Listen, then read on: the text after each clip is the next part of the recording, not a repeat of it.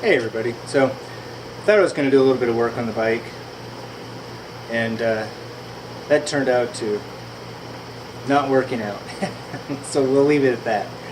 So wasn't critical. I'm going to top off the tires, got the bike loaded, and we're going to head up, go through Payson, out through, is it Pine, I believe, Strawberry, over to Sedona, then go from Sedona up near Flagstaff, do a little bit of camping up there, maybe get a little bit of dirt road, not really off-road kind of stuff, but should be a good time. So, alright, well, I'm going to go get changed and we'll get out of here.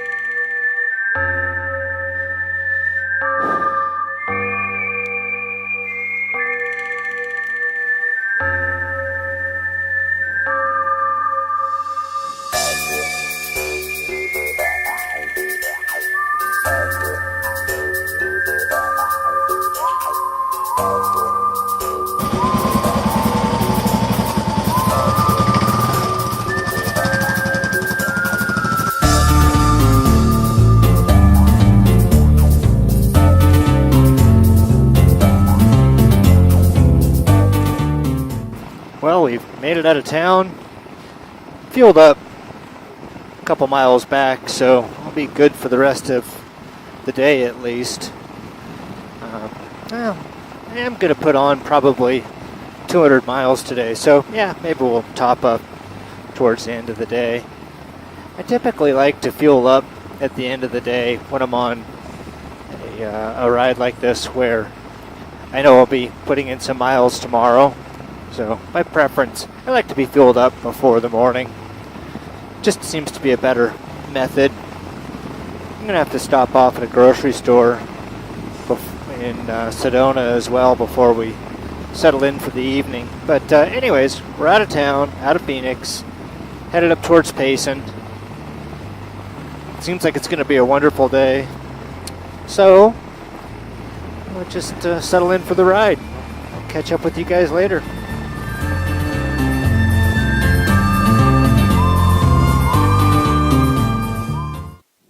Well, I stopped off here in Strawberry to get a little bite to eat because it was about lunchtime and I hadn't eaten yet today. So it worked out well. The funny thing was how some stereotypes go. This big Harley-looking fella goes out to his motorcycle and gets on it, and it's a triked out 3-wheel Harley, which, yeah, that's fine. I'm happy you're riding. You're happy, I'm happy. But what happened next is really what surprised me, because when he fired up his bike and turned on his music, and of course he had Harley style speakers in the windscreen so everyone could hear his music. But yeah, it was old school NWA, and I was just like, it just absolutely destroyed most of what I had ever conjured up as to the stereotype, and so I got a good laugh out of that in myself, Yeah, just for stereotyping, so it was cool to hear the music. That I appreciated. So, all right, 12:30 now. Yeah, that's a poor Harley that's having to get a piggyback ride home. I don't know what happened to it, but it's not happy. So yeah, the Sportsman's Chalet here in Strawberry. That worked out pretty well. All right, so we're back on the road, headed for Sedona. Temperature is absolutely perfect up here. I'm going to guess it's probably in the high 70s. Whatever 28.6 degrees Celsius is, I don't know off the top of my head. And so, a funny story about this little voltmeter, if you can see it down here. It's a USB adapter, so that's what's charging the phone via the wireless phone cradle that I've installed. But so it gives me voltage readouts. So I got 13.5 volts, and so now we're at 29 degrees Celsius.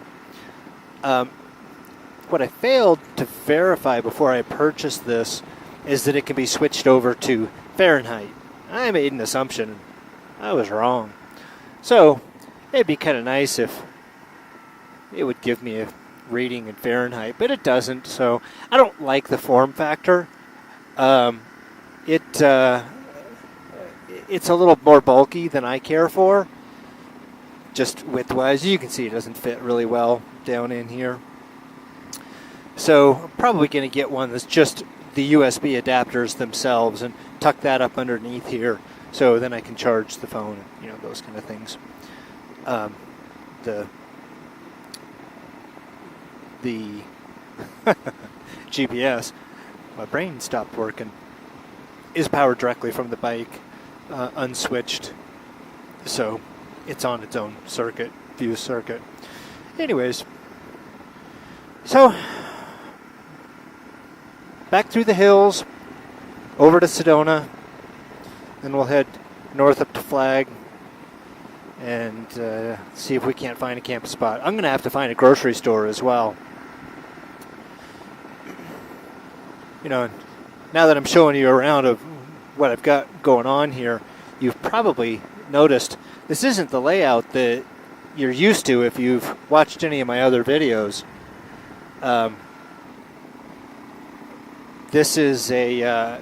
This motorcycle is my Kawasaki KLR650 2007 that I bought from a great friend after I crashed my Ducati. So this was kind of the horse that allowed me to get back into riding, and that was long about the time I was really looking seriously into riding to South America. So doing a little bit of research, I found out that these KLR 650s are, I'm not going to say coveted, but they're well renowned for being able to make that tour, that trip. They're good at everything and not great at anything. They're better than mediocre, but they're not super at any one thing. But this thing has just been a fantastic, fun, enjoyable bike for me to ride. So I took this one to South America, 26,000 miles, a little over 6 months. Countless peanut butter sandwiches were consumed.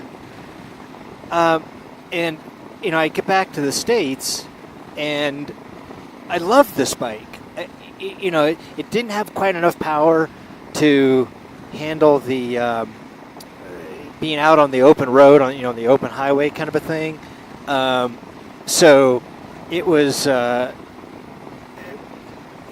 it needed a little something, but it was so close, to being a good highway vehicle. But it's great because you can take it on any road.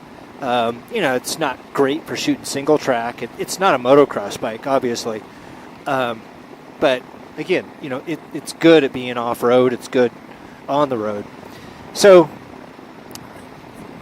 years after having gotten back from South America, I did a full tear-down rebuild on this thing. I mean, all the way down to the bearings.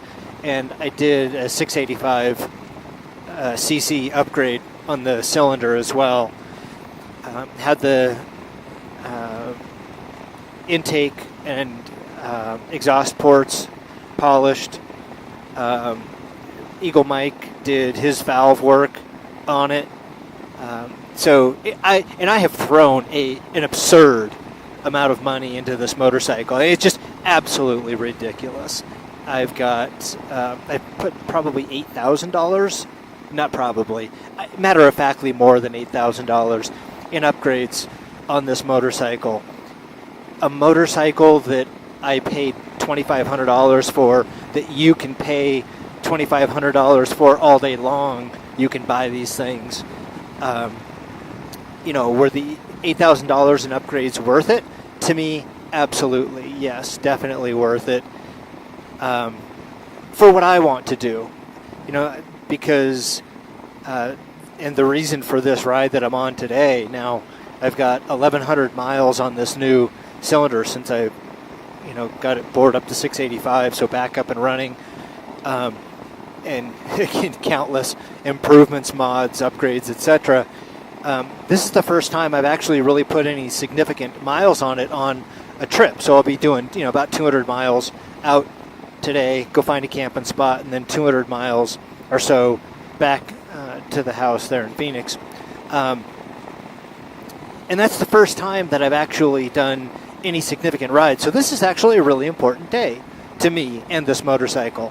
I haven't camped off of this bike since May of 2013 when I stopped off at the campground in Kentucky. There was one that it was Daniel Boone had camped there, late 1800s. Anyways, it was a cool spot. It was a cool little camping setup. It rained horribly that night, but I was good. I was inside, tucked away. But I haven't camped off of this motorcycle since 2013, so this is very exciting.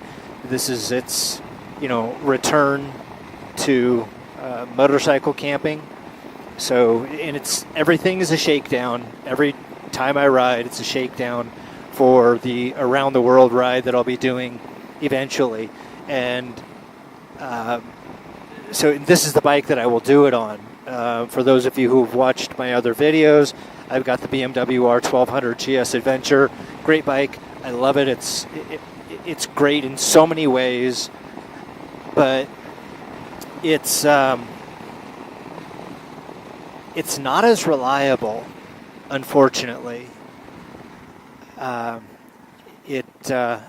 I've got 48,000 miles on it now, I think, and I'm on my third fuel filter. Well, technically, I guess it is the fuel filter as well, but the fuel pump. So twice now the fuel pump has failed on those, and when I was reading up on other people replacing their fuel pump on that particular model, there were several other people who were having it done at the same time. One guy was in Morocco trying to get parts, and how incredibly challenging that will be. And, this KLR650, it is tried and true. I mean, it's mechanical. Anything mechanical can break down. Certainly at some point it will. It's all wear products. But it's, just chain driven, single cylinder, naturally aspirated. It's just gas air. And, there you go. That's all there is to it. I would like, if I could find, and I had one installed, but I upgraded the stator on this on my previous ride so that I had higher output of wattage so that I could run more components, electrics, electric heated gear, the electrically heated grips, GPS, recharge the phone, all that kind of stuff. And I just wanted a little bit more wattage from the alternator, and so upgraded the stator.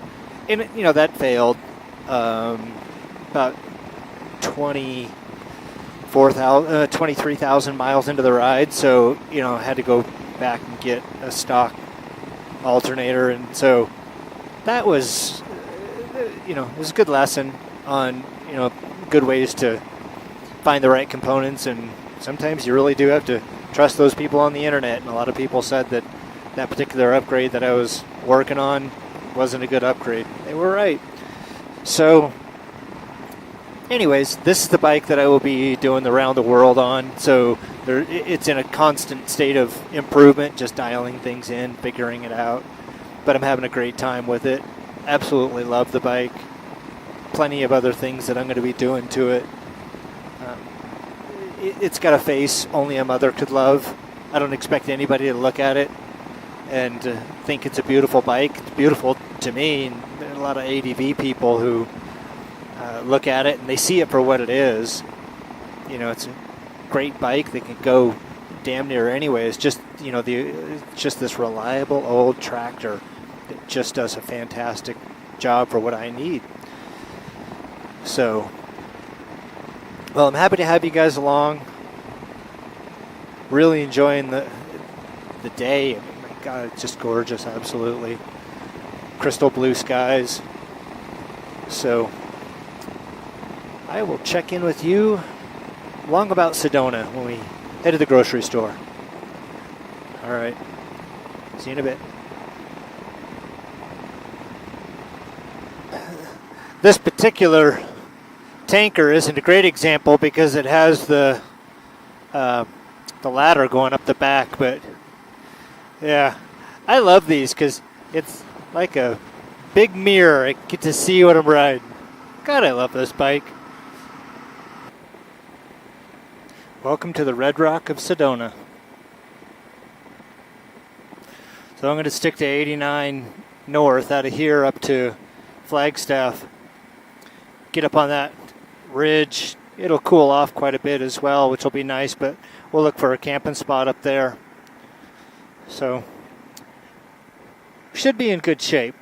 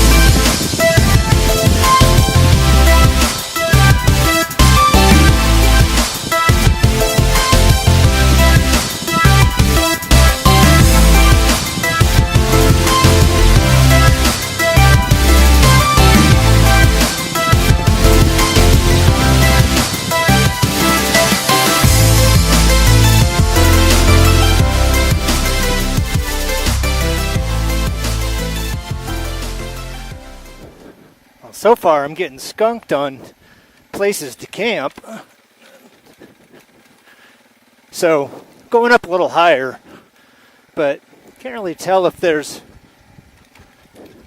other sites that are available. It looks like the national parks have shut it down for designated camp spots up in this area. So worst case, it looks like I can at least get through back over to 17, which I don't know, at that point it's like wonderful territory up here.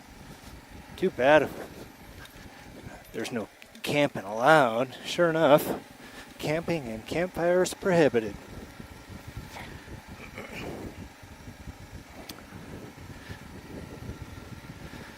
So we'll see. I don't know. This might be a research and development ride. I'm really worried about getting a pinch flat on that front end. Running it at like 25 psi, which should be enough, but that, best I can tell, the device that I've got installed there, the intimator, I believe that's what it's called,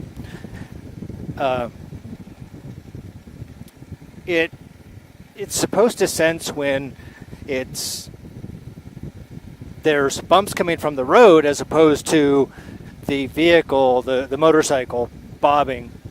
And so it's supposed to be resistant to like the bike diving. So it's supposed to help with like when there's heavy braking on the front end, you know, it helps to resist some of the diving that bikes can do. But it seems like it's just locking it out on the big bumps. And so it just hits hard. Like I said, it feels like I'm, pinching every time. Especially if I get off into any rolling rocks of any kind. Any big hits. It just shuts off the suspension, which is crap. I don't want that. That doesn't help me out. So, and since I need to change out the oil and the shocks anyways, fine, let's go ahead and pull the forks off and we'll dump out the oil, really, clean it out well, exercise the shock so we know that we're getting all the oil out, pull the intimators out, and then top it off, put it back together right. I've got progressive front springs already, and those work really well. I just thought, the intimators were going to help, and I don't know, they didn't. I don't think they are. Maybe I did, something wrong with the install, which is always a possibility, but at the very least, gorgeous ride, like fantastic temperature, cooled off nicely. It's only 28.5 Celsius. I don't know what that is. High 70s, mid 70s. I'll have to post that in the video. Gorgeous country up here, though. Bike's handling things really pretty well, all things considered, with that rear end being screwy, but it's nice to be on a lighter bike compared to that 1200. It does fine, but you can really tell you're throwing around a couple 100 pounds more than this KLR. So I'm going to enjoy the ride for a little longer. I just wanted to show you what it looks like up here. This is just a forestry road between Sedona and Flagstaff, south of Flagstaff, and kind of in between 89 and 17, if you know the area at all. I'll check in with you later.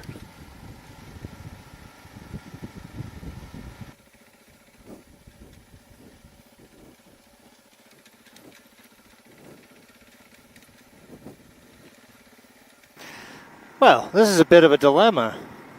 There's a Starbucks, but there's also a Dairy Queen. Like, oh my God, What do I do with that?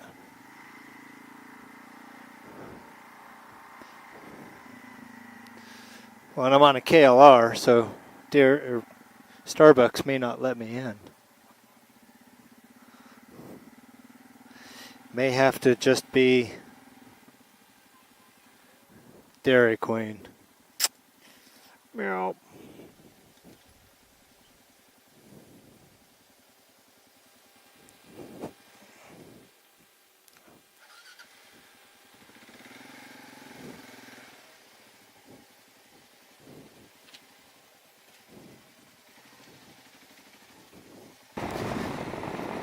Well, it looks like I got skunked. Yeah, there were just so many people out. Every camp spot was taken. I checked out a couple different areas, and it's just ludicrous. You know, I'm just not interested in putting up with it. Looks like unless I want to go a little bit higher onto the mountains, then my season might be shut down till everybody's done. So anyways, it was still a great test ride. You know, I really got to check out the bike. It was a good shakedown. She did great. Definitely need to get the front forks situated, and a